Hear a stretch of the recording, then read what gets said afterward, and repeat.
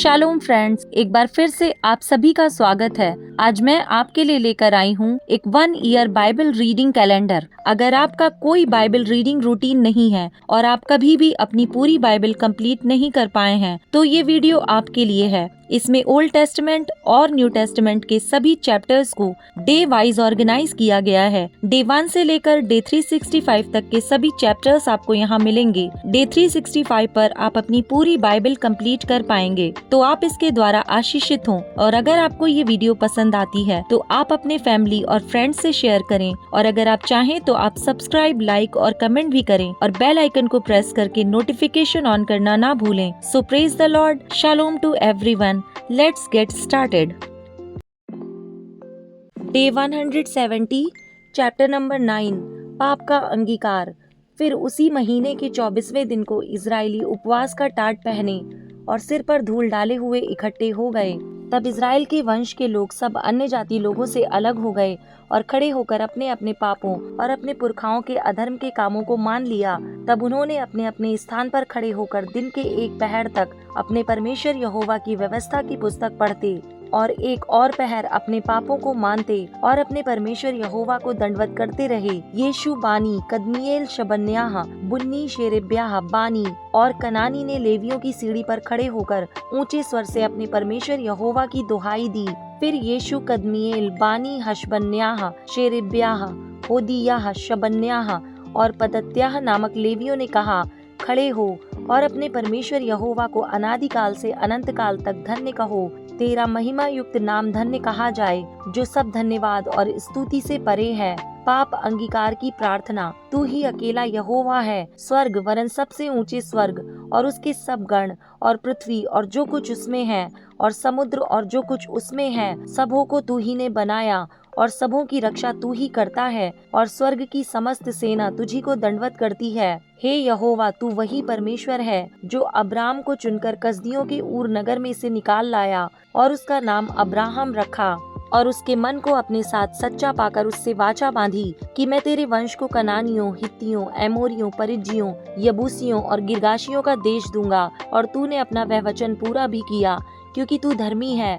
फिर तूने मिस्र में हमारे पुरखाओं के दुख पर दृष्टि की और लाल समुद्र के तट पर उनकी दुहाई सुनी। फिरौन और उसके सब कर्मचारी वरन उसके देश के सब लोगों को दंड देने के लिए चिन्ह और चमत्कार दिखाए, क्योंकि तू जानता था कि वे उनसे ढिठाई का व्यवहार करते हैं। और तूने अपना ऐसा बड़ा नाम किया जैसा आज तक वर्तमान है। तूने उनके आगे समुद्र को ऐसा 2 भाग किया कि वे समुद्र के बीच स्थल ही स्थल चलकर पार हो गए, और जो उनके पीछे पड़े थे उनको तूने गहरे स्थानों में ऐसा डाल दिया जैसा पत्थर महाजल राशि में डाला जाए। फिर तूने दिन को बादल के खंभे में होकर और रात को आग के खंभे में होकर उनकी अगुवाई की कि जिस मार्ग पर उन्हें चलना था उसमें उनको उजियाला मिले। फिर तूने सीने पर्वत पर उतरकर आकाश में से उनके साथ बातें की और उनको सीधे नियम, सच्ची व्यवस्था और अच्छी विधियां और आज्ञाएं दी। उन्हें अपने पवित्र विश्राम दिन का ज्ञान दिया और अपने दास मूसा के द्वारा आज्ञाएं और विधियां और व्यवस्था दी। उनकी भूख मिटाने को आकाश से उन्हें भोजन दिया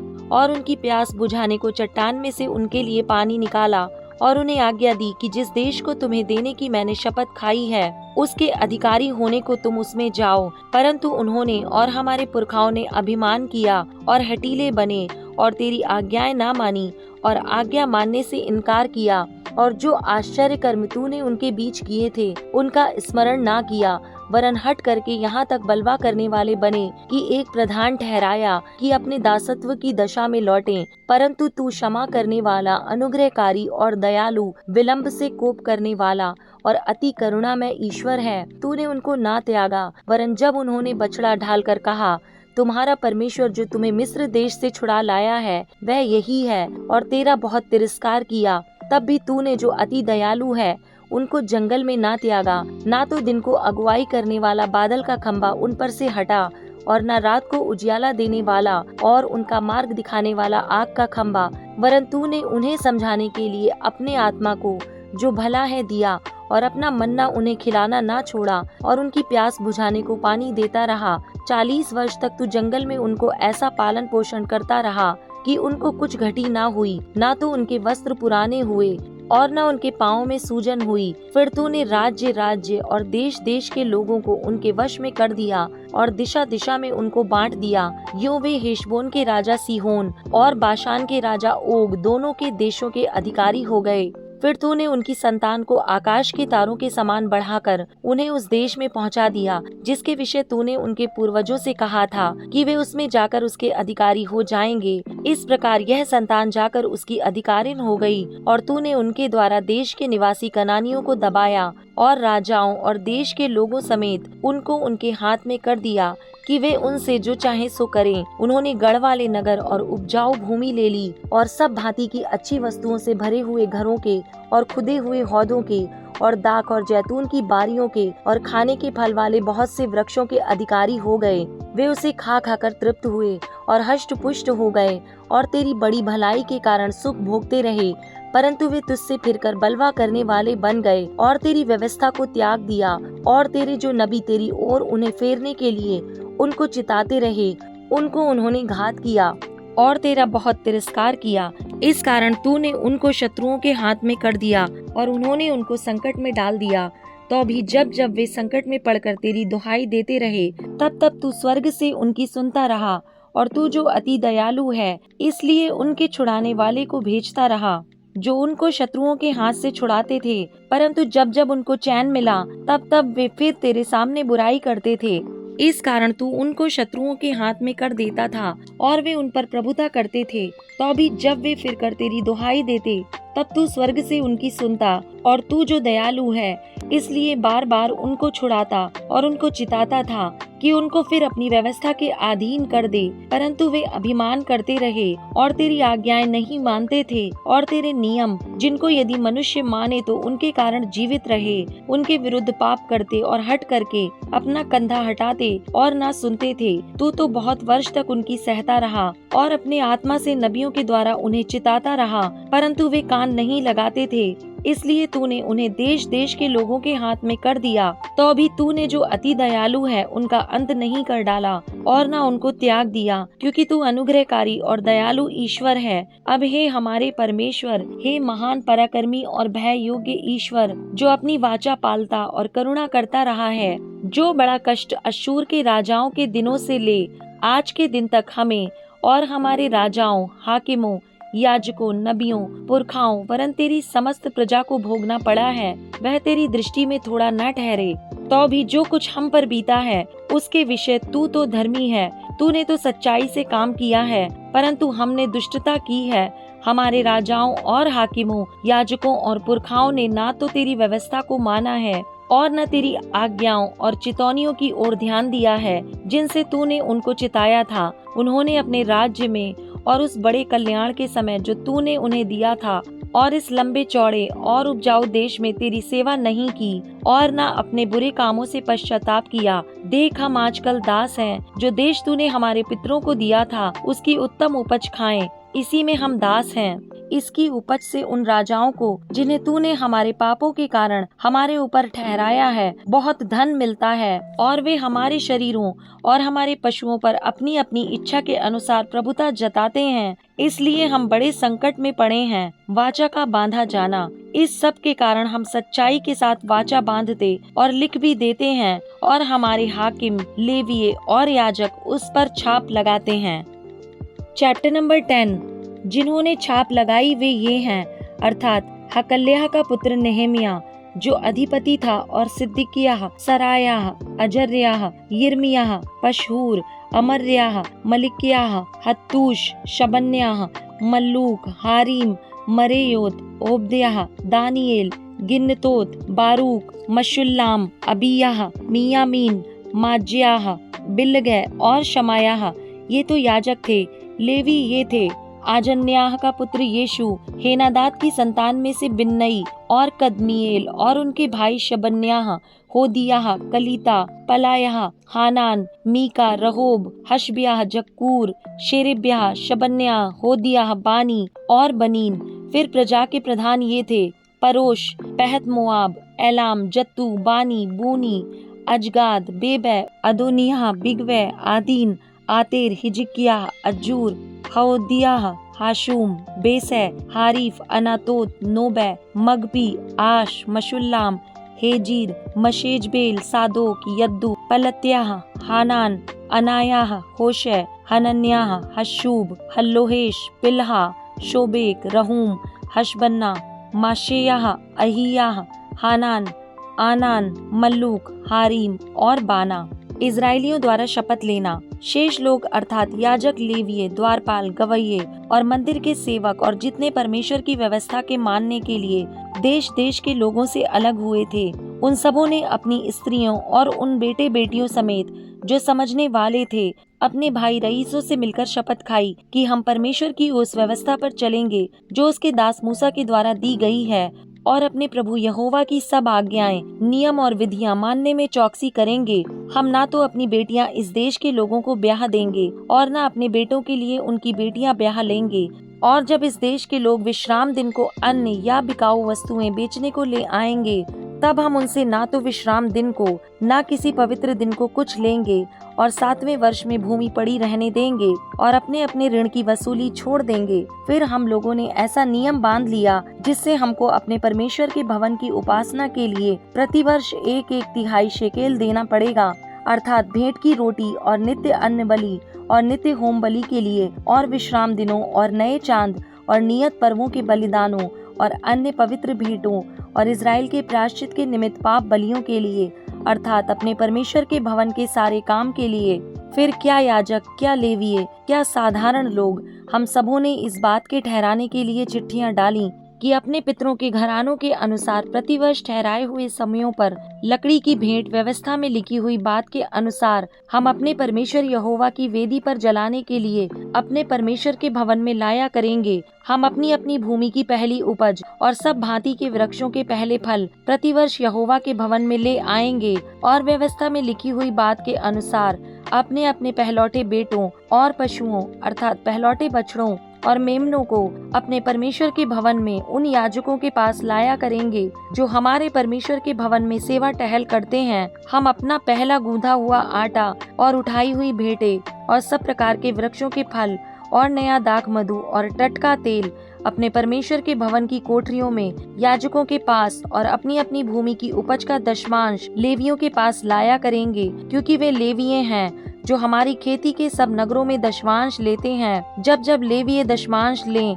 तब तब उनके संग हारून की संतान का कोई याजक रहा करे और लेविये दशमांशों का दशमांश हमारे परमेश्वर के भवन की कोठरियों में अर्थात भंडार में पहुंचाया करेंगे, क्योंकि जिन कोठरियों में पवित्र स्थान के पात्र और सेवा टहल करने वाले याजक और द्वारपाल और गवैये रहते हैं, उनमें इजराइली और लेविये अनाज, नए दाख मधु और टटके तेल की उठाई हुई भेंटें पहुंचाएंगे।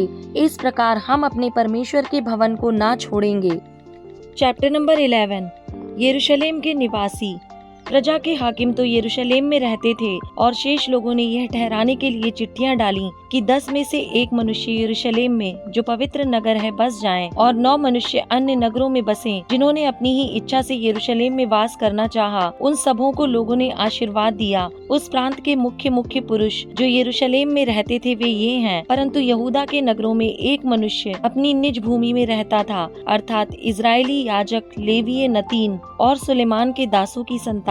यरूशलेम में तो कुछ यहूदी और बिन्यामीनी रहते थे। यहूदियों में से तो येरेस के वंश का अतायाह जो उज्जियाह का पुत्र था, यह जकर्याह का पुत्र, यह अमर्याह का पुत्र, यह शप्त्याह का पुत्र, ये महललेल का पुत्र था।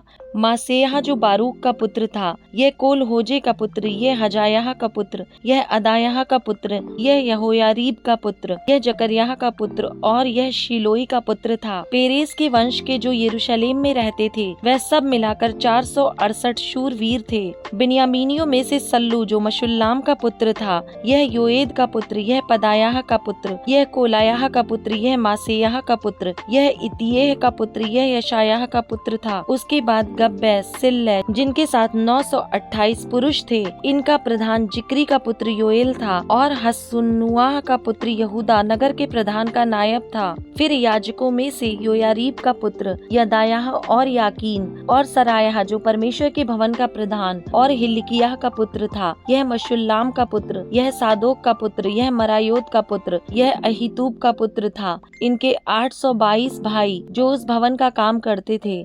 और अदायाह जो यरोहाम का पुत्र था, यह पलल्याह का पुत्र, यह अमसी का पुत्र, यह जकर्याह का पुत्र, यह पशहूर का पुत्र, यह मलिक्याह का पुत्र था। इसके 242 भाई जो पितरों के घरानों के प्रधान थे। और अमशय जो अजरेल का पुत्र था, यह अहजय का पुत्र, यह मशिल्लेमोत का पुत्र, यह इम्मेर का पुत्र था। इनके 128 शूरवीर भाई थे और इनका प्रधान हगदोलीम का पुत्र जब्दिएल था। फिर लेवियों में से शमायाह जो हशूब का पुत्र था, यह अजरीकाम का पुत्र, यह हुशब्याह का पुत्र, यह बुन्नी का पुत्र था। शब्बत और योजाबाद मुख्य लेवियों में से परमेश्वर के भवन के बाहरी काम पर ठहरे थे। मतन्याह जो मीका का पुत्र और जब्दी का पोता और आसाप का परपोता था, वह प्रार्थना में धन्यवाद करने वालों का मुखिया था। और बकबुक्याह अपने भाइयों में दूसरा पद रखता था। और अब्दा जो शम्मू का पुत्र था, गालात का पोता और यदुतून का परपोता था, जो लेवीय पवित्र नगर में रहते थे, वह सब मिलाकर 284 थे। अक्कूब और तलमोन नामक द्वारपाल और उनके भाई जो फाटकों के रखवाले थे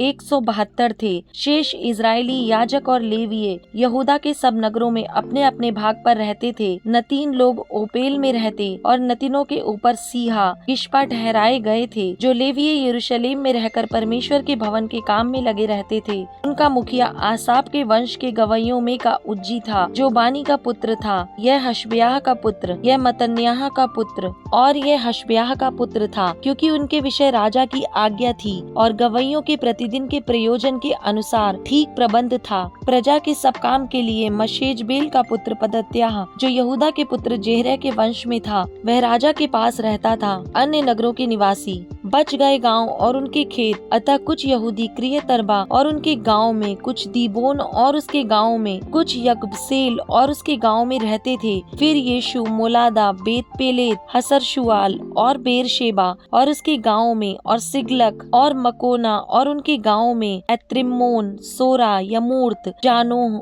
और अदुल्लाम और उनके गांव में, लाकीश और उसके खेतों में, आजेका और उसके गांव में। वे बेरशेबा से ले हिन्नोम की तराई तक डेरे डाले हुए रहते थे। बिन्यामीनी गेबा से लेकर मिकमश, अय्या और बेतेल और उसके गांव में, अनातोत, नोब, अनन्याह, हासोर, रामा, गित्तैम, हदीद, सबोइम, नबल्लत, लोद, ओनो, कारीगरों की तराई तक रहते थे। यहूदा के कुछ लेवियों के दल बिन्यामीन के प्रांतों में बस गए।